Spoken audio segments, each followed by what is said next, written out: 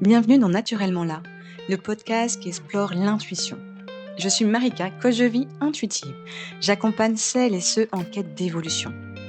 À chaque épisode, je partage mes explorations intuitives, des échanges croisés et des ponts parfois surprenants avec la science. Ici, on plonge en douceur dans ce qui est souvent jugé ou méconnu et est pourtant naturellement là en chacun de nous.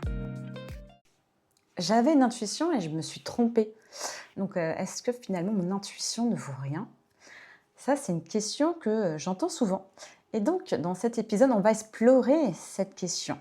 On va voir qu'il existe de fausses intuitions, c'est-à-dire des sensations qui ressemblent à de l'intuition, mais qui n'en sont pas.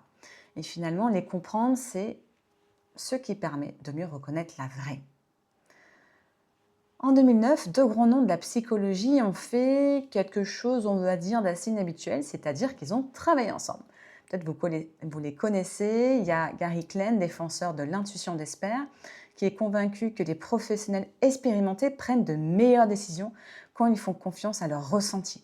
Et de l'autre côté, Daniel Kahneman, spécialiste des biais cognitifs, qui, lui, est plutôt méfiant de l'intuition, en tout cas qui a une autre définition sur l'intuition. Et finalement, ils sont venus à la conclusion qu'on peut faire confiance à son intuition si trois conditions sont réunies.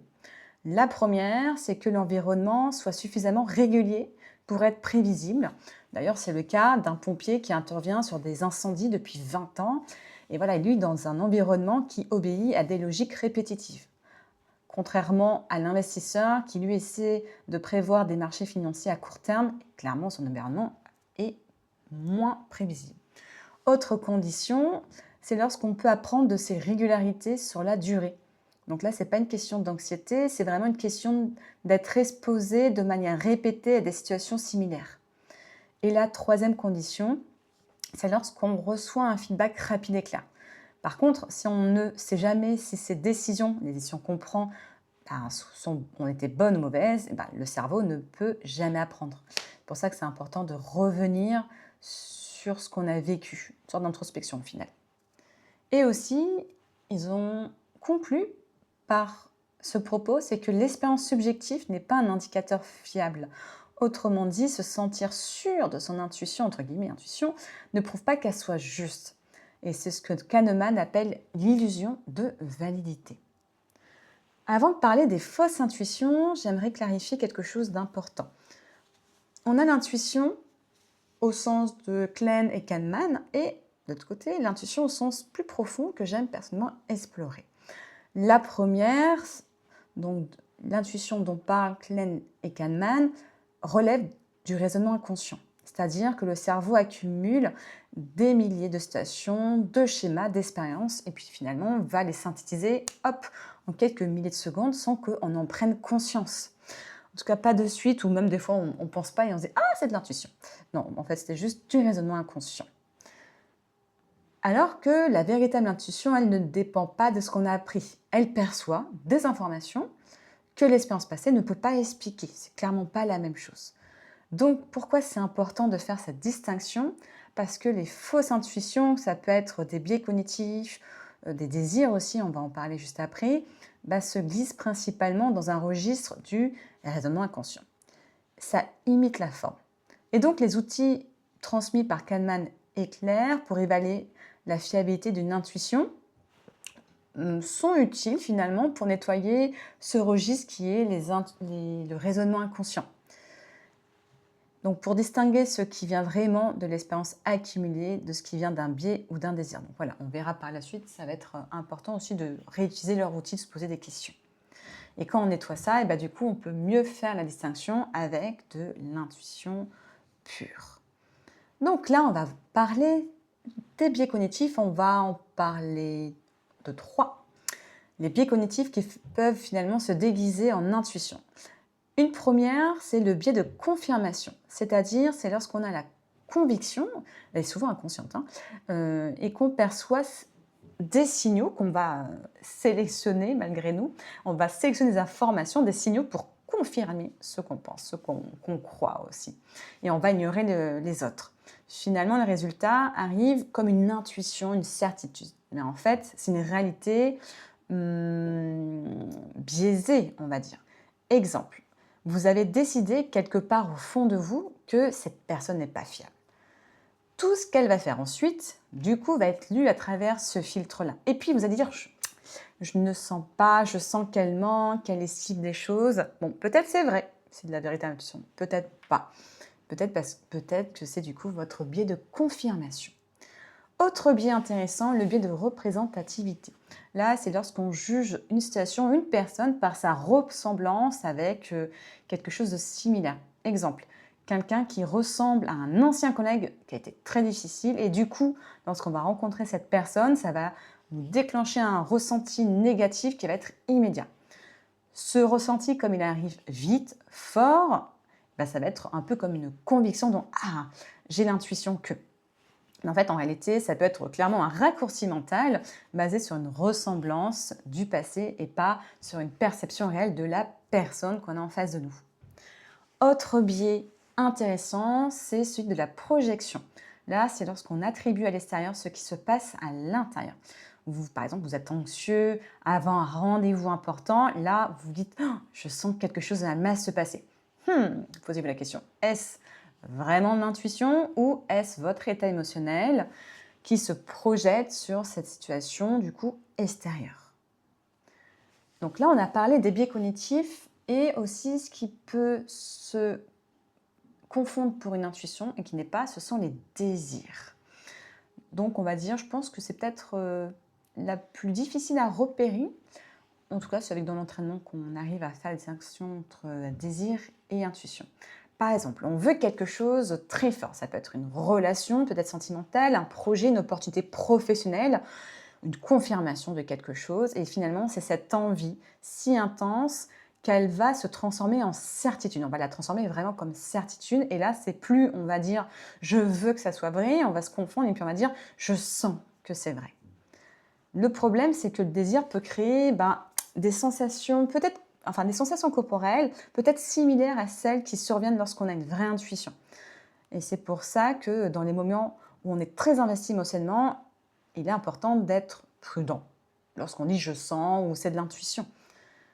Donc là, on appelle le discernement. D'ailleurs, Véronique Redon le rappelle dans sa pratique. L'intuition véritable ne contient ni questionnement ni hésitation, elle est plutôt calme, stable et sans le caractère fébrile de l'excitation ou de la peur. Alors que le désir, ça va avoir une saveur clairement émotionnelle, beaucoup plus chargée et on va dire très haut en volume. Donc, vous pouvez vous poser cette question simple, est-ce que j'espère que ce que je ressens soit vrai? Si la réponse est oui, voilà, c'est peut-être un petit signal, c'est peut-être un petit désir masqué. Alors, que faire de tout ça si on veut mettre en place une pratique intuitive dans son quotidien? On peut déjà reprendre les 3 conditions illustrées par Kahneman et Klein, qui se basent sur du raisonnement conscient, mais qui peuvent être quand même utiles pour clarifier si c'est une intuition ou pas. Donc, première condition qu'on peut transposer, c'est en se posant cette question. Dans quel contexte est-ce que je perçois ce signal? Si vous avez beaucoup d'expérience dans un domaine, peut-être que vous utilisez votre intuition d'expert, un raisonnement inconscient. Si vous êtes dans un terrain que vous ne connaissez pas, peut-être c'est de l'intuition pure ou peut-être pas. Là, prudence du coup. C'est avec la pratique et on va voir juste après l'introspection qu'on arrive à repérer la différence. Donc ça, c'était pour la première condition. Deuxième condition, transposer, vous pouvez vous poser la question, est-ce que j'ai pu apprendre de situations similaires? Est-ce que j'ai déjà ressenti quelque chose de cet ordre-là? Et est-ce que ça s'est confirmé ou infirmé? Là, c'est important de tenir un journal intuitif, vraiment. On a déjà parlé dans ce podcast, parce qu'en fait, tenir un journal, donc dédié à l'intuition, ça permet de construire cette mémoire, des signaux et voir un peu les résultats, comprendre en fait son fonctionnement. Comprendre lorsqu'on se fait piéger par des biais cognitifs, des désirs ou lorsque vraiment c'est notre intuition qui nous parle. Et troisième condition transposée, posez-vous la question, est-ce que j'ai un retour clair sur mes perceptions passées? Si on ne donne jamais la peine clairement de vérifier, noter, d'observer ce qui s'est passé, par rapport à peut-être un ressenti qu'on a ignoré ou peut-être qu'on a suivi, finalement, on va passer à côté. Donc, encore une fois, le journal intuitif se révèle fort utile. Pour conclure, les fausses intuitions, oui, ça existe. On a parlé des biais cognitifs, on a parlé des désirs, on a parlé aussi de cette certitude subjective qui ne prouve pas forcément la qualité du signal, surtout quand on est piégé par ces biais cognitifs et ces désirs. Mais ce n'est pas une raison, finalement, de ne pas faire confiance en son intuition ou de perdre confiance, parce que ça aussi, je l'ai souvent entendu. Finalement, j'ai plus confiance en mon intuition. Non, ce n'était pas de l'intuition que tu as écouté, tu as suivi, c'était peut-être un biais, peut-être un désir, peut-être une peur, etc. Donc, raison de plus d'affiner son écoute intuitive. Le discernement, je pense que vous avez compris, c'est pas douter du tout de ce qu'on ressent. C'est vraiment apprendre à poser les bonnes questions. Vraiment, soyez curieux, faites de l'introspection, repérez un peu ce qui s'est passé, des schémas, et puis aussi votre fonctionnement par rapport à l'intuition, comment faire pour mieux capter cette intuition véritable. Aussi, rappelez-vous ces questions-là, posez-vous ce type de questions. Est-ce que je veux que ça soit vrai ? Est-ce que ça ressemble à quelqu'un ou quelque chose que j'ai connu dans le passé ? Est-ce que là, mon état émotionnel du moment est trop intense et finalement, c'est peut-être lui, du coup, en état qui parle ? Et si aucune de ces questions ne s'applique et si le signal peut-être est calme et stable et sans charge émotionnelle, en tout cas, vraiment, la première réponse intuitive, c'est une information, une perception. C'est qu'après, en effet, que ça peut être rattaché par l'émotionnel, mais ça, on a déjà vu dans l'émotion dédiée à l'intuition et émotion. Donc si il n'y a pas de charge émotionnelle directe, si ce n'est pas en lien avec le passé, l'expérience, alors là, ça peut être méritant, ça peut valoir le coup de l'écouter. Et le travail de discernement ne tue pas l'intuition, il la rend beaucoup plus fiable.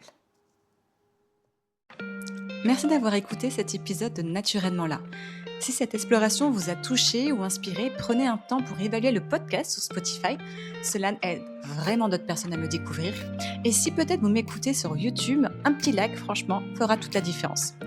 L'intuition, ça se cultive aussi en communauté, donc n'hésitez pas pour vos retours, ce qui me permet d'enrichir mes pensées et peut-être même aussi de guider mes prochaines thématiques. Je vous dis à très bientôt pour un prochain épisode. D'ici là, restez à l'écoute de vous-même.